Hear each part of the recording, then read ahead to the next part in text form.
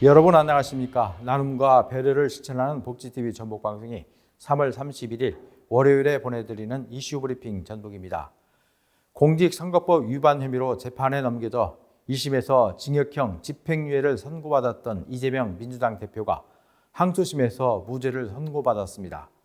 핵심 쟁점으로 1심에서 유죄가 나왔던 이 대표의 백현동 사업 협박성 발언과 고 김문기 씨와 골프를 치지 않았다는 발언 모두 항소심 재판부가 허위사실 공표로 볼 수 없다고 판단했습니다.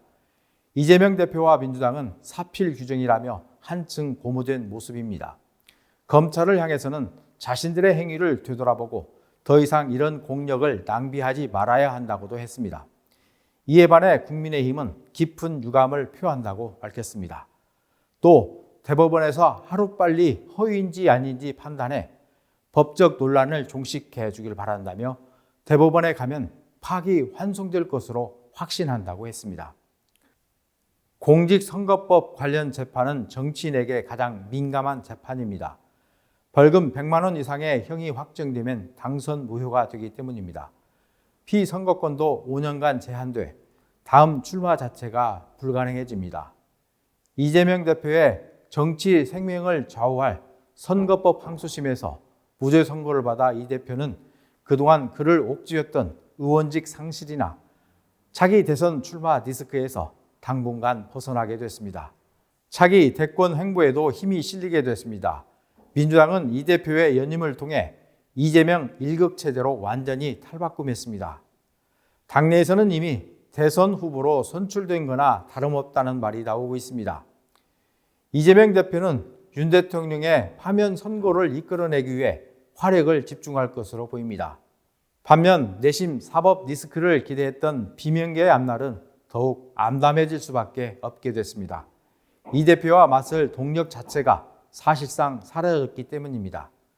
대법원 선고가 남았지만 그전까지는 재판부의 입만 바라봐야 할 상황입니다. 이 대표를 범죄자라는 프레임으로 공격해온 국민의힘도 당황하는 기색이 역력합니다. 이 대표가 2심에서도 유죄가 나올 것을 전제로 조기 대선 전략을 짰던 국민의힘은 기존 대책을 대폭 수정해야 하는 상황입니다. 얼마 전까지 이재명 대표를 향해 항소심 판결에 승복하겠다는 대국민 약속을 해야 한다며 압박하더니 자신들의 생각과 다른 판결이 나오자 법원의 판결을 이해할 수 없다며 스스로 말을 뒤집었습니다. 당 지도부는 서울고등법원 판사의 개인 성향까지 들먹이고 있습니다. 색깔론을 꺼내들며 2심 재판부를 흔들고 있지만 설득력이 없어 보입니다. 이재명 대표는 이번 판결을 포함해 그동안 4번이나 정치적으로 기사회생했습니다. 아직도 그의 앞에는 5개 사건의 재판이 놓여 있습니다.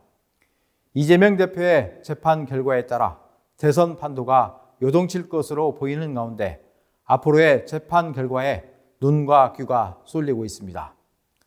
나눔과 배려를 실천하는 복지TV 전북방송이 3월 31일 월요일에 보내드린 이슈 브리핑 전북입니다.